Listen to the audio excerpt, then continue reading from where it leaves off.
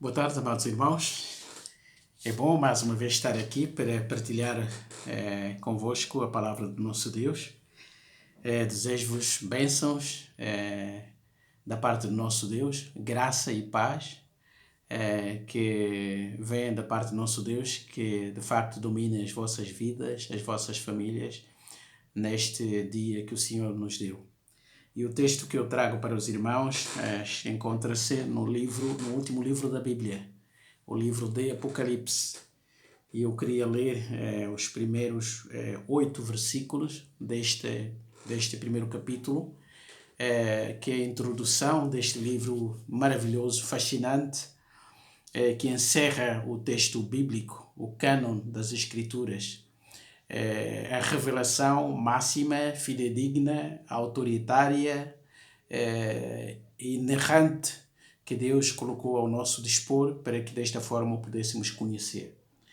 Este é um livro fascinante e tenho gasto os últimos anos da minha vida estudando, reestudando, apesar de toda a sua linguagem extraordinária, simbólica, cheia de imagens e que, em certo sentido, torna um livro, se calhar, menos atraente, mas é um livro maravilhoso que nós devemos ler porque coube a Deus encerrar o seu texto sagrado com este maravilhoso livro. Portanto, e nós encontramos até uma bem-aventurança, tanto no início do livro como no fim do livro, de todos aqueles que leem e meditam neste grande livro. Então vale a pena estudar este livro maravilhoso e aprender aquilo que Deus tem para nos dizer acerca dele. E hoje vamos ver essa parte da introdução, porque compreendendo o capítulo 1, nós podemos entender melhor o livro todo, até o capítulo 22. Então diz assim a palavra do nosso Deus: revelação de Jesus Cristo, a qual Deus lhe deu para mostrar aos seus servos as coisas que brevemente devem acontecer. E pelo seu anjo as enviou e as notificou a João, seu servo, o qual testificou da palavra de Deus e do testemunho de Jesus Cristo e de tudo o que tem visto. Bem-aventurado aquele que lê e os que ouvem as palavras desta profecia e guardam as coisas que nela estão escritas, porque o tempo está próximo. João, às 7 igrejas que estão na Ásia, graça e paz seja convosco da parte daquele que é, e que era, e que há de vir, e da dos 7 espíritos que estão diante do seu trono, e da parte de Jesus Cristo, que é a fiel testemunha, o primogênito dentre os mortos e o príncipe dos reis da terra, aquele que nos ama e em seu sangue nos lavou dos nossos pecados e nos fez reino e sacerdotes para Deus e seu Pai. A ele seja glória e poder para todos sempre. Amém. Eis que vem com as nuvens e todo o olho o verá, até os mesmos que o traspassaram, e todas as tribos da terra se lamentarão sobre ele. Sim, amém. Eu sou o Alfa e o Ômega, o princípio e o fim, diz o Senhor, que é e que era e que há de vir, o Todo-Poderoso. Até aqui.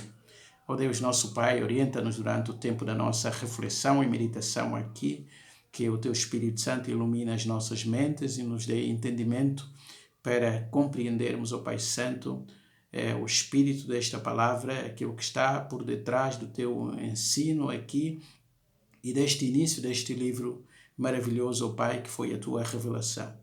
Pedimos a Tua ajuda, a Tua assistência, em nome de Jesus. Amém. O livro começa logo por identificar o seu autor, não é?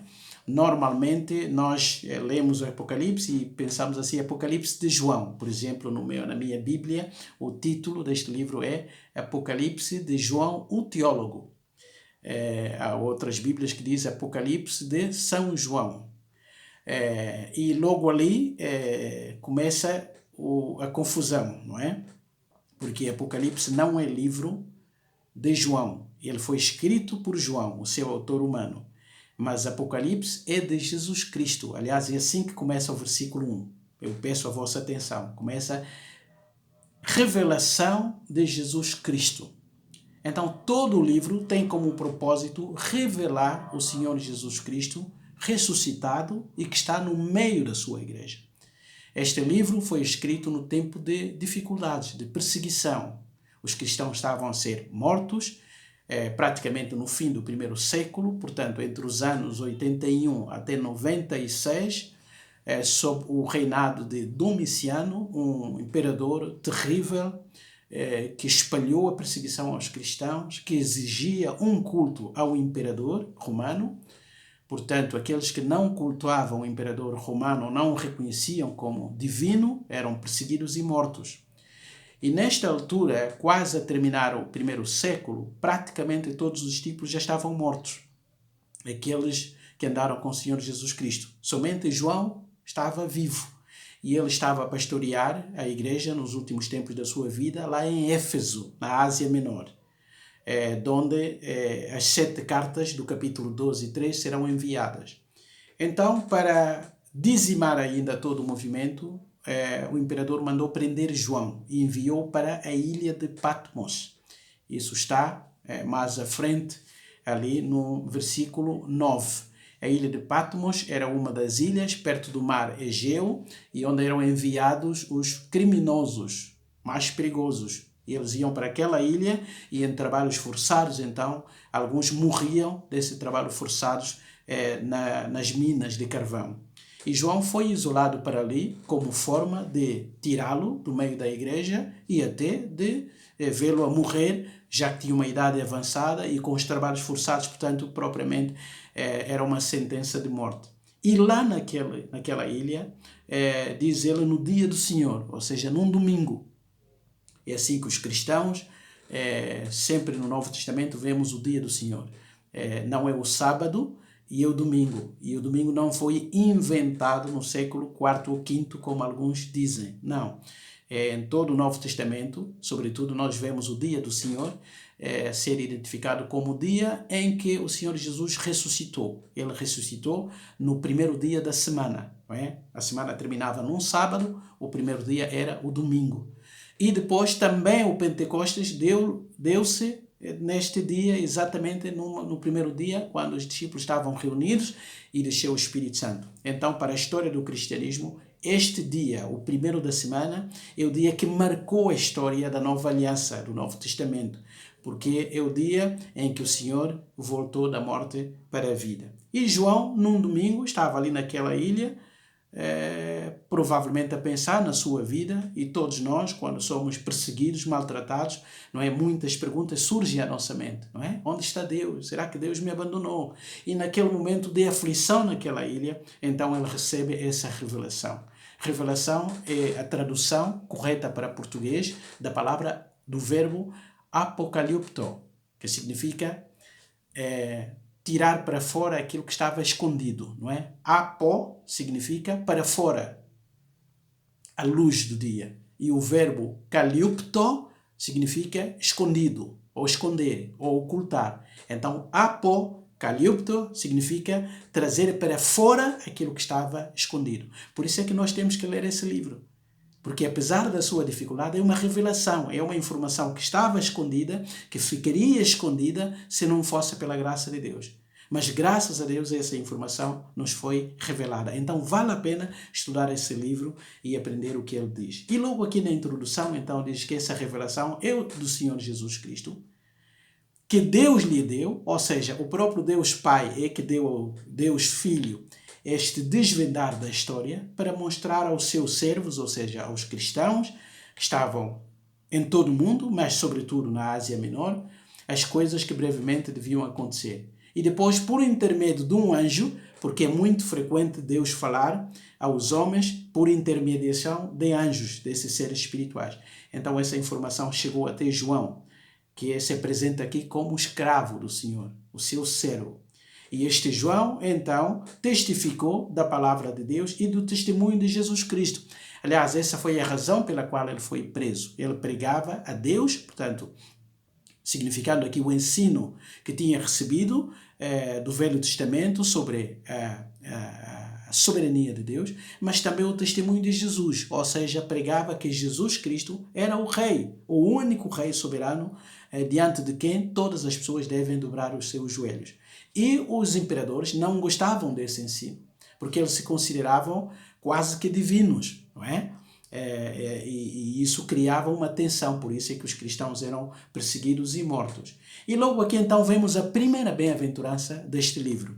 Neste livro há números que aparecem, mas esses números são representativos, como era muito próprio naquelas culturas. Por exemplo, o número 7 é um número que se vai destacar ao longo de todo o livro, não é? E nós iremos encontrar ao longo de todo o livro 7 vezes aparece a palavra bem-aventurança, não é? Aqui no capítulo 1 aparece uma vez e depois no último capítulo da Bíblia, capítulo 22, aparece 2 vezes. Portanto, 7 significa algo completo, algo perfeito. Então, ele diz aqui, bem-aventurado aquele que lê e aqueles que ouvem as palavras desta profecia e guardam as coisas que nela estão escritas, porque o tempo está próximo. Então, aquele que lia a carta, porque antigamente a maior parte dos crentes não sabia ler e também não havia Bíblias, não é? Todo o texto bíblico estava em rolos e os rolos circulavam da igreja para a igreja. Então havia alguém que lia em voz alta quando a igreja estava reunida. É assim com os evangelhos, é assim com as cartas, etc, etc. Então a primeira bem-aventurança é aquele que lê, e o verbo aqui significa aquele que lê em voz alta, anaginosko. Então aquele que abre o livro e lê. Mas também aqueles que ouvem são bem-aventurados. E mais ainda aqueles que recebem essa informação e aplicam-a nos seus corações. Ou seja, aqueles que guardam a informação. Então João diz que ele dirige o seu livro às 7 igrejas que estavam na Ásia Menor. E deseja, como era comum, graça e paz. Não é? E nós temos que desejar sempre graça e paz. Não é? Há um movimento, uma forma comum, generalizada na nossa sociedade, que as pessoas dizem, paz do Senhor, meu irmão. Paz do Senhor, meu irmão. Eu gosto muito de que as pessoas me deem paz do Senhor. Mas esta não é a fórmula bíblica do Novo Testamento. Não é?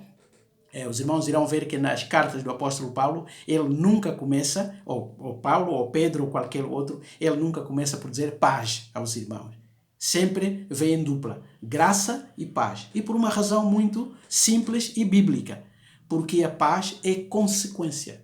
É preciso graça, o favor divino, é aquele que nos alcança. Então, ao sermos perdoados por Deus, ao sairmos da nossa posição de inimigos de Deus, nós entramos numa boa relação com Deus. Então, ali sim experimentamos a paz de Deus. Ou seja, é preciso a graça de Deus e termos a paz com Deus, que nos chega através dessa graça, e como consequência, então, vivemos a paz de Deus. Então, é sempre graça e paz, não é? Da parte do nosso Deus. Então, João descreve aqui o Senhor Jesus Cristo como, versículo 5, como a testemunha fiel, ou a fiel testemunha. Significa que é aquele que dá um testemunho credível, fidedigno, confiável. Mas ele também é o primogênito dentre os mortos. Não significa que Jesus foi a primeira pessoa a morrer. Obviamente não. Antes de Cristo já havia pessoas que tinham morrido desde Adão e Eva. Mas aqui primogênito dos que morrem, ou dos mortos, no sentido de que ele foi a primeira pessoa a sair da morte, ou seja, a morrer, a ressurgir da morte, para nunca mais morrer. Foi a primeira pessoa. Porque todos os outros que foram ressuscitados ao longo da história voltaram a morrer, não é? Fisicamente falando. Como Lázaro e como uns no Velho Testamento. Não é? Eles viveram, reviveram, voltaram à vida, mas voltaram a morrer.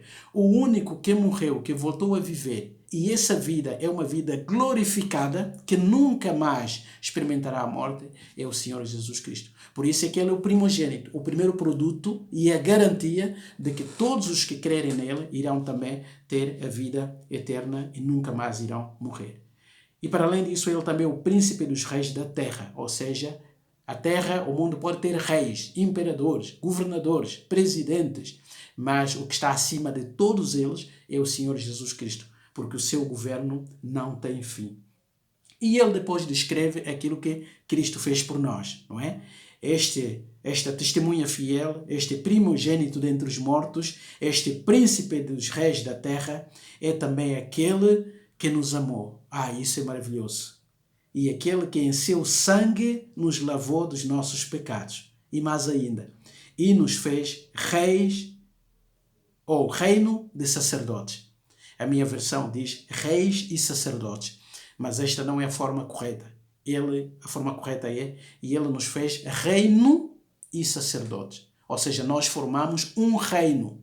Cada salvo entra num reino. Não é? Como diz ali Paulo na carta aos Colossenses. Ele nos tirou do reino das trevas, ou das trevas, do poder de Satanás, da escravidão de Satanás, nos transportou para o reino do Filho do seu amor. Então nós formamos um reino, cujo rei é o Senhor Jesus. Portanto, nós estamos ali. Mas para além de estarmos no reino de Deus, nós também fomos constituídos sacerdotes. E sempre que nós lermos sacerdote no Novo Testamento, aliás, uma boa forma de entendermos o Novo Testamento é lermos o seu pano de fundo do Velho Testamento. Não é? Como os teólogos dizem, estudiosos bíblicos, o Novo Testamento está, não é, latente no Antigo Testamento. E o Antigo Testamento está patente no Novo Testamento. Explicando por palavras simples. O Novo Testamento, a iluminação maior, a revelação maior, está contido no Antigo Testamento. Muita coisa que se torna fácil de entender, ou que se tornaram fácil de entender no Novo Testamento, já estavam no Velho Testamento. E é ali onde encontramos a substância, o núcleo, o pano de fundo.